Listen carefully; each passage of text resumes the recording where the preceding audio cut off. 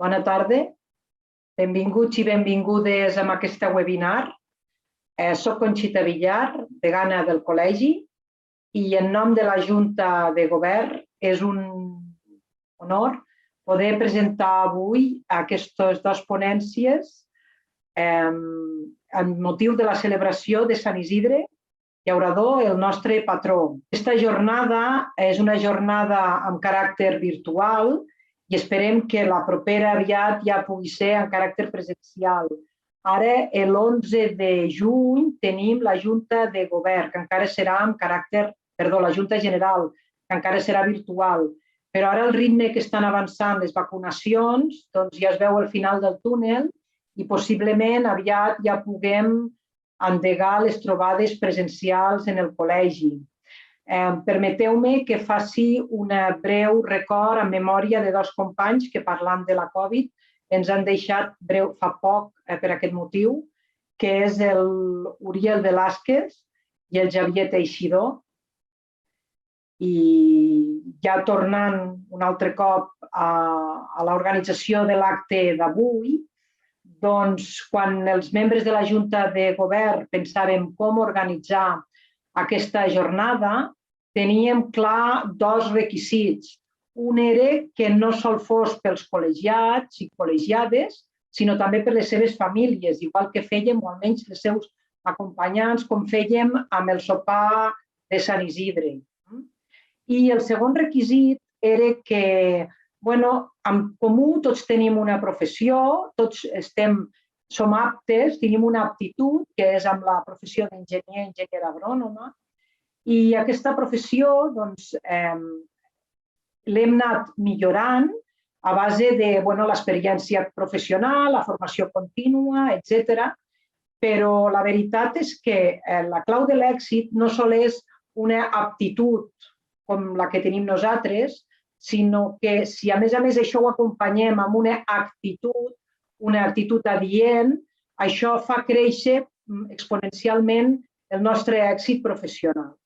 I això també ho volíem reflectir en aquesta jornada, és a dir, que parléssim d'un àmbit més del nostre camp, com és el tema de l'aigua, però també parlar d'una actitud, d'una habilitat que ens permet millorar. I en aquest cas seria la motivació.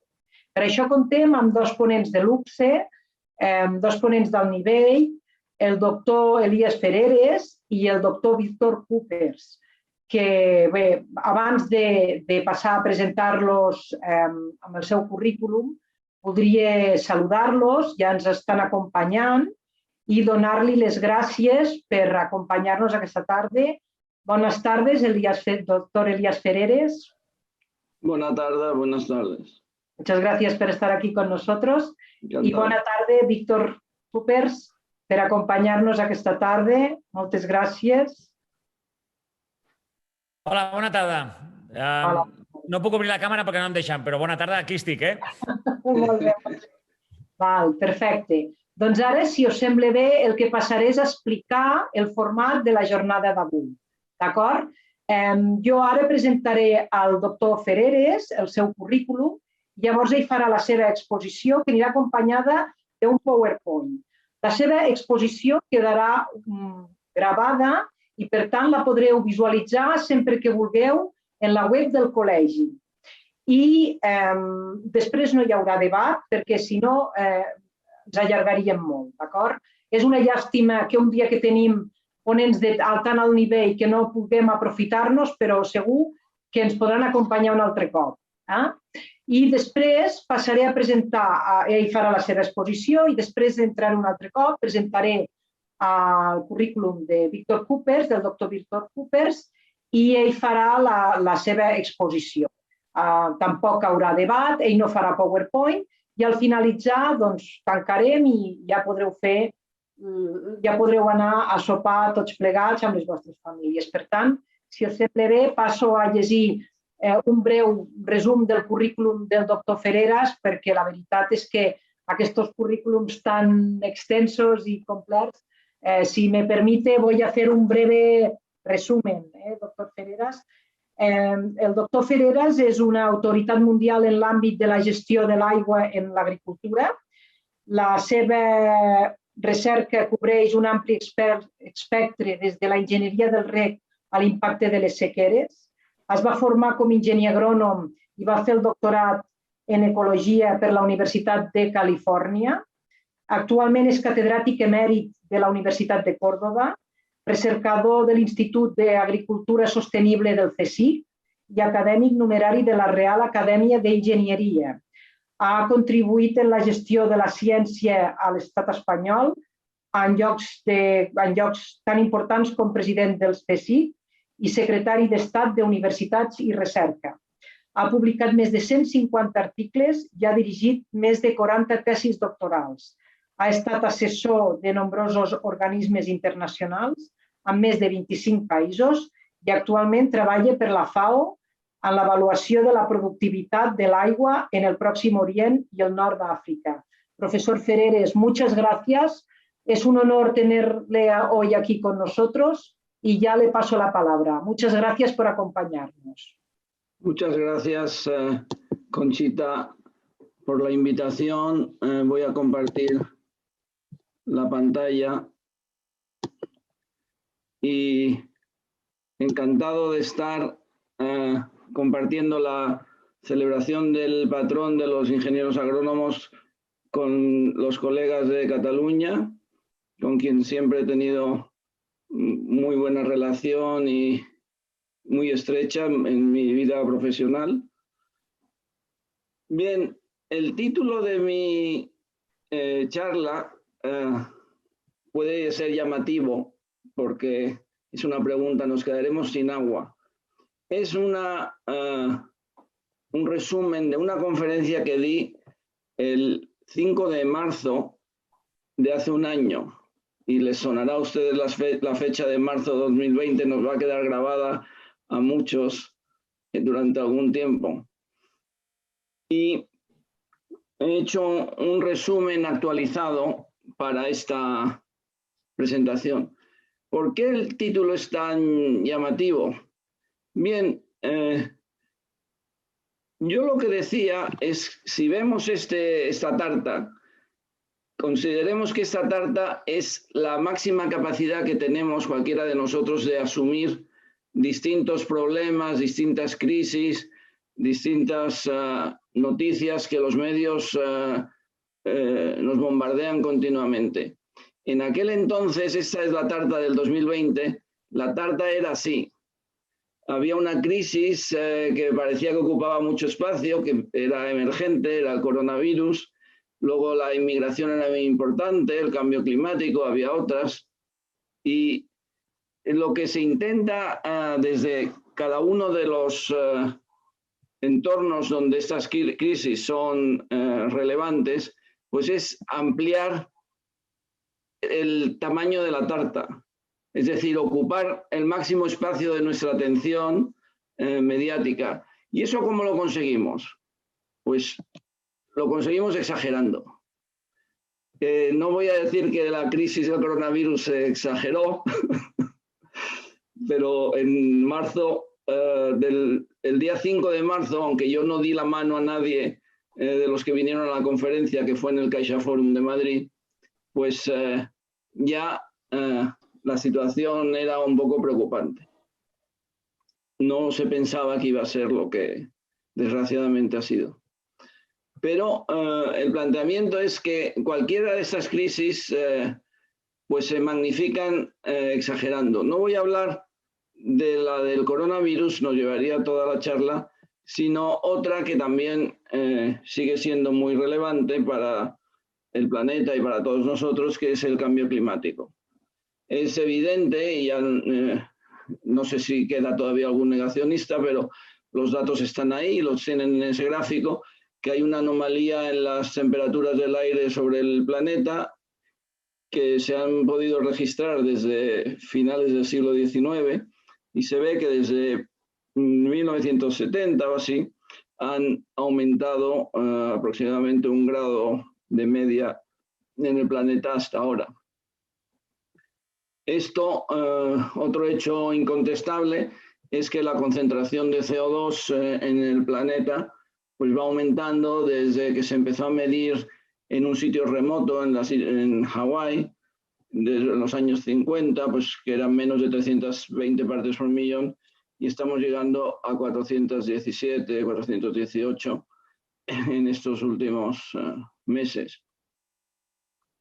Esto es, digamos, los fundamentos por los cuales se está calentando el planeta. Ahora, muchas de las otras cosas que nos cuentan no están fundamentados en datos tan evidentes como estos. Este es un ejemplo, es el número de huracanes de categoría 3 que entran en Estados Unidos por década. Que no hay, desde que hay registro en el mediados del siglo XIX, no hay una tendencia a que el número de huracanes haya aumentado, como se dice en los medios cada vez que hay un huracán. De hecho, la tendencia desde los años 30 es a bajar el número de huracanes. Y si se miran los números en lugar de los titulares de los periódicos, pues a veces se aprende más. Y entonces, ¿qué pasa? Que con esta cantidad de opiniones, pues lo que debería ser una situación fundamentada en hechos y datos se convierte en una opinión. Justo antes de la conferencia, el 20 de febrero del 2020, el New York Times publicó su análisis que hace cada año del porcentaje de los ciudadanos americanos que piensan que el cambio climático es una prioridad política. Hay dos tipos de ciudadanos, como pueden ver ahí, los que representados por la línea roja, que apenas han cambiado de opinión desde el 2008, y los de la línea azul, que cada vez están más preocupados por el cambio climático y piensan que es una prioridad política. ¿Quiénes son estos ciudadanos? Pues es fácil reconocer los colores. Los ciudadanos republicanos, digamos, de opinión política del Partido Republicano, pues no se ven muy motivados por el fenómeno del cambio climático, y sin embargo los demócratas pues estaban cada vez más preocupados en el análisis que hizo el periódico. ¿Cuáles son las causas? Yo creo que no podemos dejar de ver el gráfico de la izquierda, que representa la población mundial desde principios de la era cristiana, del año 0, y es una verdadera, esa curva es una pared. En 1650 pues había 500 millones o así, en 1800 1.000 millones, y en 1975 ya éramos 4.000 millones en el planeta. Y las perspectivas era que iba a seguir subiendo, como así ha sido, y las perspectivas futuras son menos claras porque ha habido un frenazo en las tasas de natalidad de países muy importantes como China, pero la inercia del crecimiento hará que en algún momento vamos a llegar a 9.000 o 10.000 millones de habitantes, o va a llegar el planeta a 9.000 o 10.000 millones de habitantes en algún momento a partir del 2050.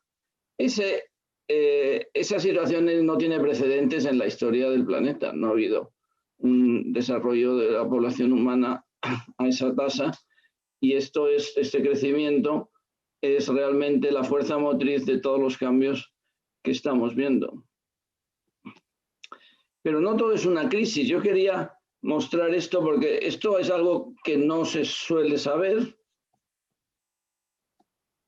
y es que el Producto Interior Bruto del planeta, o sea, la riqueza mundial, desde 1960 ha pasado de 10 a 80 billones de dólares, de precios constantes, dólares constantes, entre 1960 y 2019.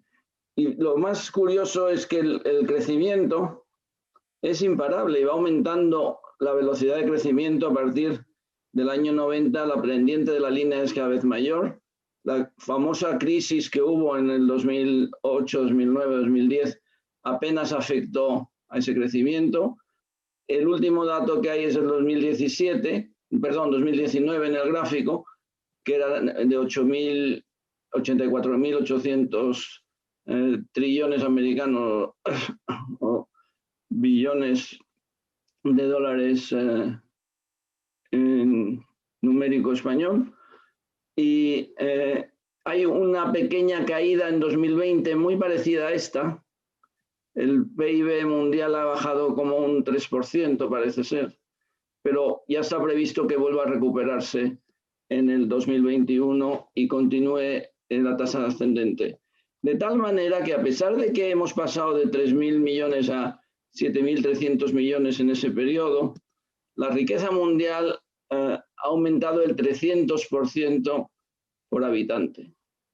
O sea que las cosas al planeta le van mejor, a los habitantes del planeta les va mejor. Bien, es verdad que la distribución de esa riqueza no es equitativa y hay que hacer esfuerzos para que lo sea. Pero las noticias negativas, eso que las únicas noticias son las malas noticias, pues nos hacen a veces perder la visión del bosque.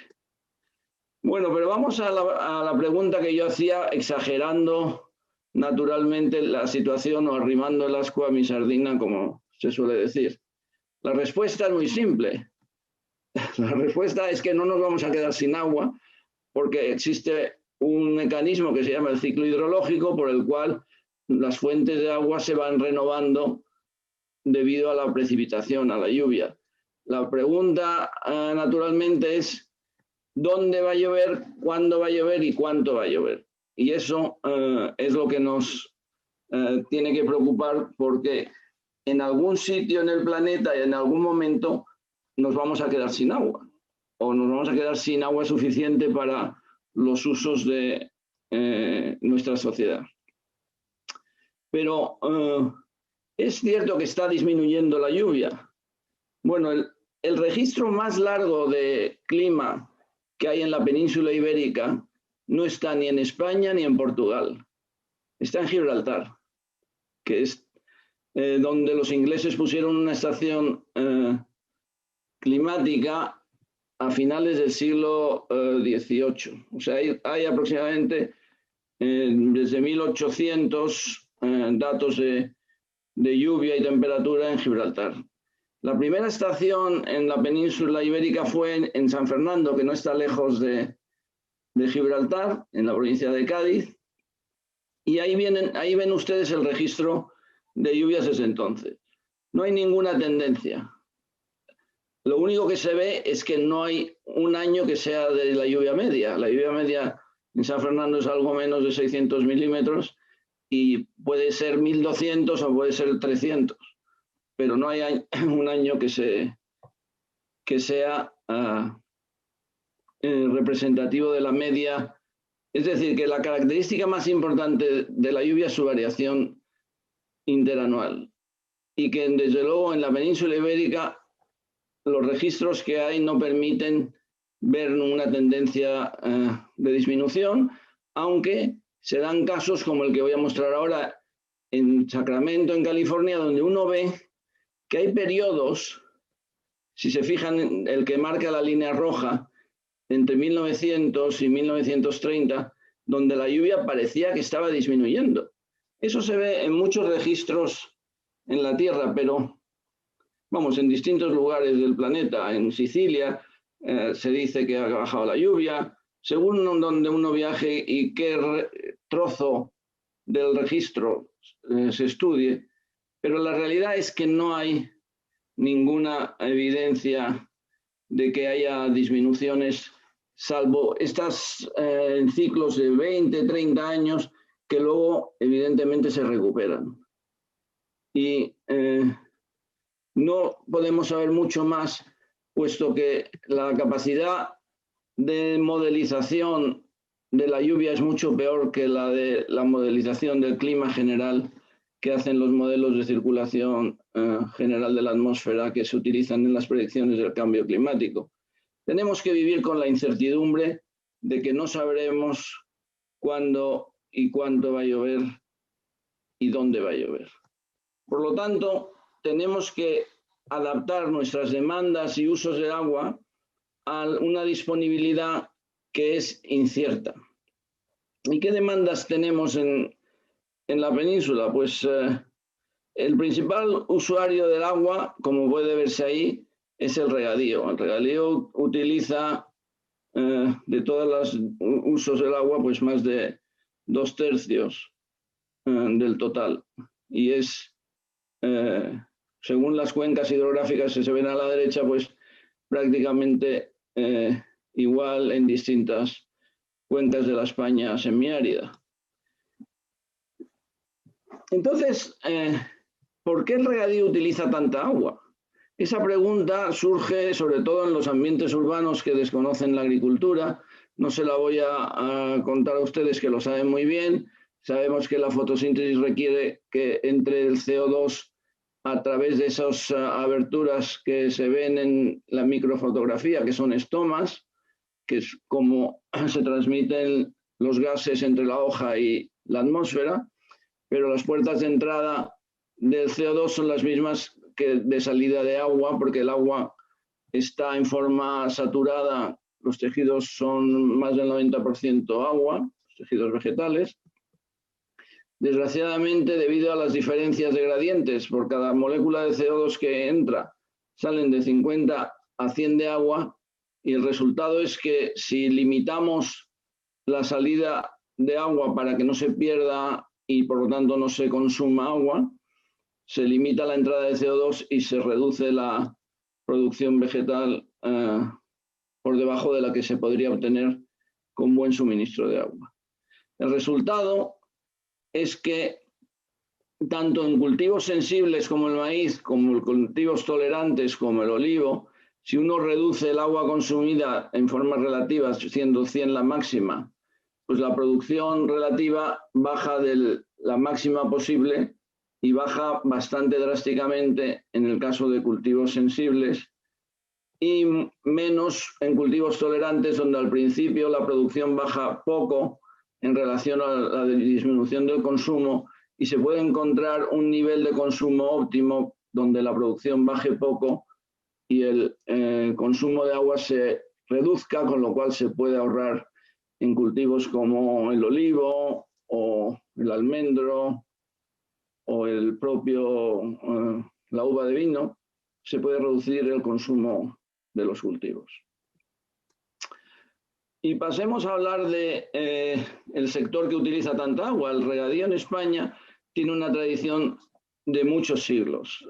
Y desde la época romana hay regadío en muchas zonas de toda la península y se llega a principios del siglo XX con una superficie de 1.200.000 hectáreas de riego, que apenas aumentó en la primera mitad del siglo XX por razones históricas, pero que a partir de 1950 despega y pasa de 1,5 millones a 3,5 millones en este gráfico en 2013, y actualmente estamos en 3.700.000, porque continúa aumentando.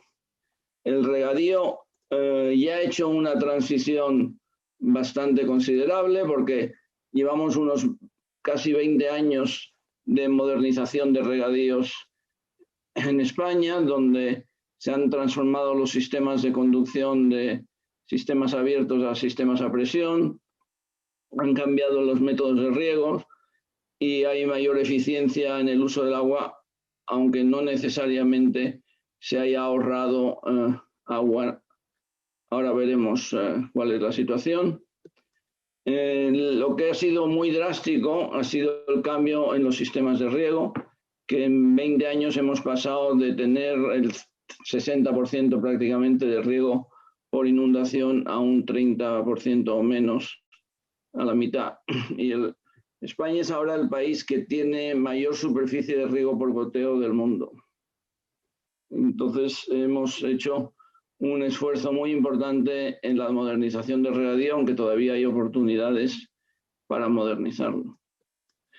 Este gráfico muestra cómo, a pesar de que ha ido aumentando desde 1990 la superficie regada, el consumo total en la cantidad usada, absoluta usada para el riego, bajó de una cifra que se estimaba en los años 90 en el plan hidrológico de Borrell de unos 24.000 hectómetros cúbicos, que era una estimación exagerada posiblemente. Pero se puede ver que cuando hay registros más exactos, el consumo ha ido disminuyendo a pesar de que la superficie ha ido aumentando. Entonces hay que concluir que en esta moda que hay de transición energética, transición de los vehículos y todo esto, que el regadío en muy buena parte ya ha hecho su transición en las últimas 2 décadas en España y está cada vez consumiendo menos agua a pesar de que ha ido aumentando la superficie.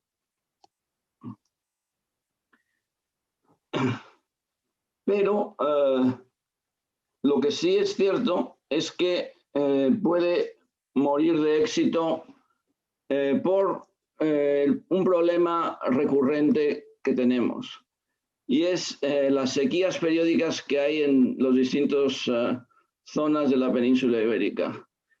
El regadío es extraordinariamente vulnerable a las sequías y ahora mismo en el sur tenemos una, digamos, moderada, que puede ser muy seria si no llueve este otoño. Para eso hay que afrontarlas básicamente reduciendo la demanda. Muy rápidamente mencionar algunas opciones para reducir la demanda, señalando que cuando hay sequía, el regadío es el banco del agua porque es el primer sector del cual se puede disponer agua para utilizarlo en sectores más prioritarios, como es el agua de boca, que creo que es como se llama en catalán.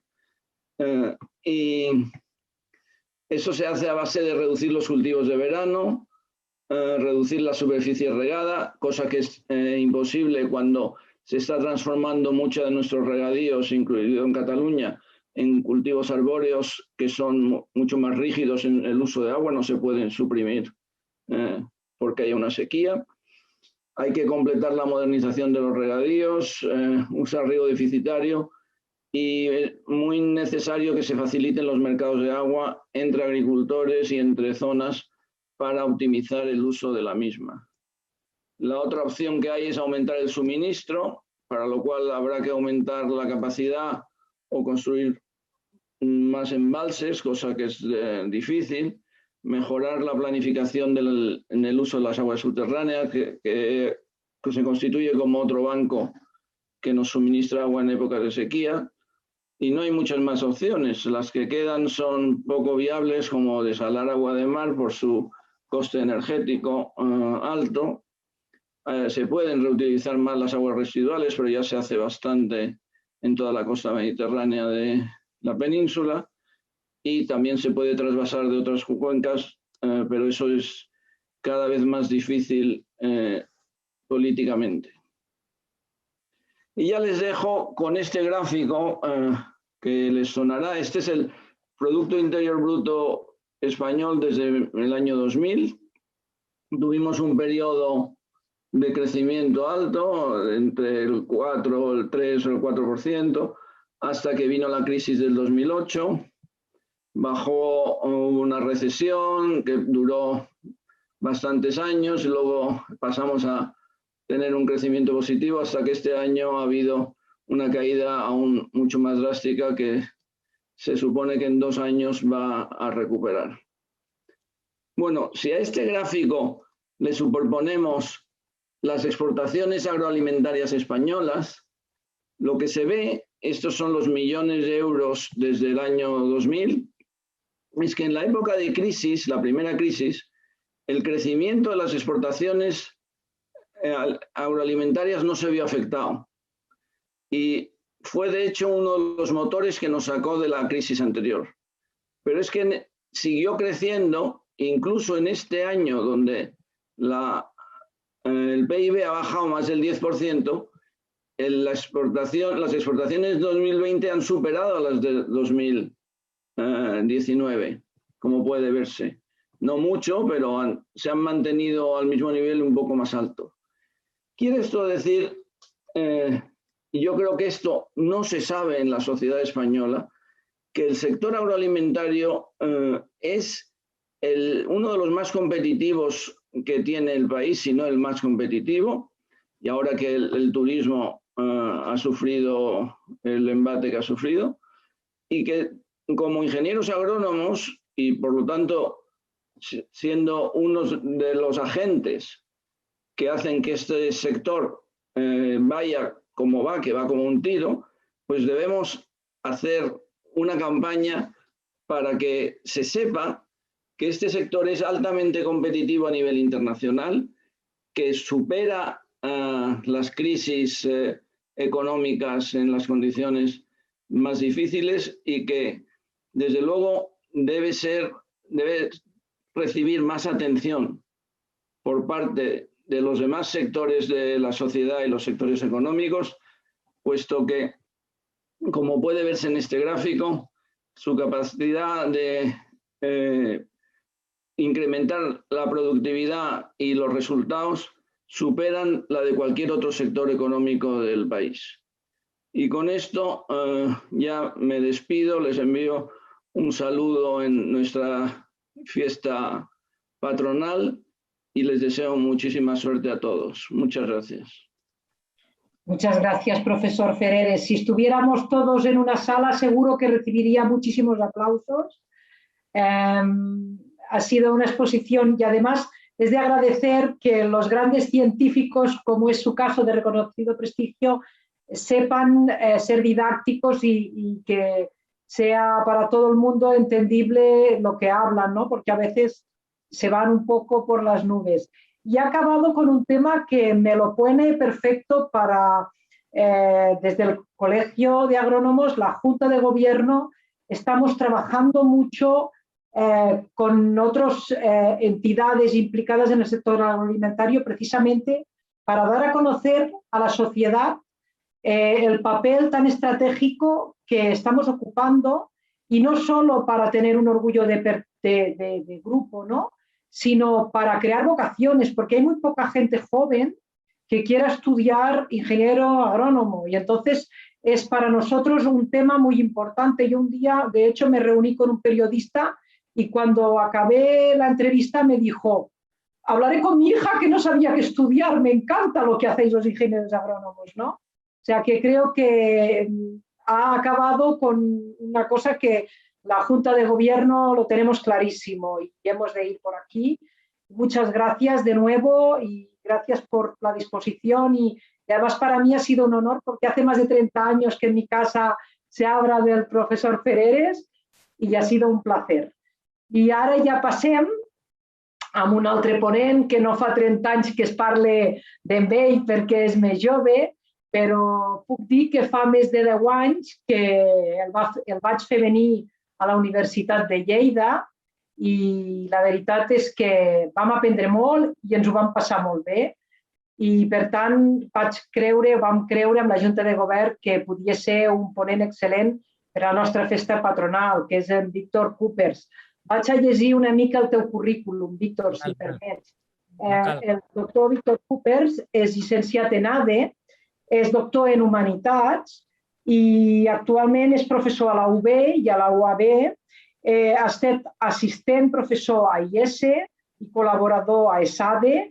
També és conferenciant de reconegut prestigi a nivell internacional, perquè, a més, sé que avui o demà tenia una conferència a Xile, per tant, no sol és reconegut prestigi a casa nostra, i és autor de diversos llibres, del que citaré el més recent, que és Vivir i treballar con entusiasmo.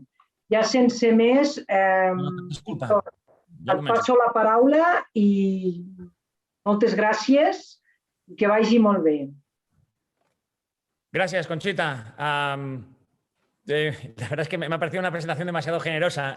Ahora lo haré yo a mi manera. Antes de nada, ha sido un descubrimiento. Me ha encantado escuchar al doctor Fereres. Primero porque los que me conocen saben que yo soy un fanático de la lluvia. Soy un loco de la lluvia. Yo escogí el sitio donde vivo porque busqué un sitio que quería que lloviera mucho. Entonces me ha encantado. Pero lo que más me ha gustado, y esto ya es de efecto profesional cuando escuchas a alguien, es sobre todo esa humanidad que transmite. Así que, no sé, me ha parecido espectacular escuchar a este señor. Yo no soy del sector, yo no soy ingeniero agrónomo, pero me ha encantado escuchar a este señor, por lo que decía, pero sobre todo por lo que transmite al final, por su calidad humana, que pues, sin duda la transmite cuando está hablando. Así que ha sido un placer que me invitéis a una sesión pues, compartiendo con el profesor Fereres. Bueno, dit això, bueno, jo faré en castellà parlo més ràpid, però se m'anirà al català perquè el servei, jo parlo sempre, la meva primera llengua és el català. Bueno, muchas gracias, Conchita, muchas gracias a María Jesús, que no se le ve, pero es la que maneja los hilos detrás de todo y hace que todo funcione correctamente. Muchas gracias, María Jesús, por tu ayuda. Yo me llamo Víctor Coopers, yo me dedico a hacer conferencias. Este es mi trabajo, es mi actividad profesional. Ahora, los que hacemos conferencias, yo siempre lo explico igual porque quiero que todo el mundo tenga la expectativa en su sitio. Estamos divididos en dos categorías. Hay, por un lado, la categoría del conferenciante experto. O sea, hay personas que tienen un coco privilegiado pues, para estudiar, investigar, crear, desarrollar. Hay sabios. De hecho, acabamos de escuchar a un sabio. Y luego hay una categoría del conferenciante no experto, que es la mía. Si yo no soy experto y nunca me ha dado vergüenza reconocerlo. Yo no soy experto no porque no quiera, que quiero. Yo no soy experto porque no puedo. A mí me hubiera encantado hacer mis conferencias y presentar mis estudios, mis investigaciones. O sea, yo hubiera disfrutado mucho investigando, pero lamentablemente yo no soy una persona muy inteligente, no tengo esa capacidad y mi trabajo es mucho más fácil. Yo, para que os hagáis una idea, yo me paso el día leyendo a expertos. Sí, no soy experto, pero no soy tonto. Entonces me paso el día leyendo sus libros, sus artículos, sus papers, sus comunicados.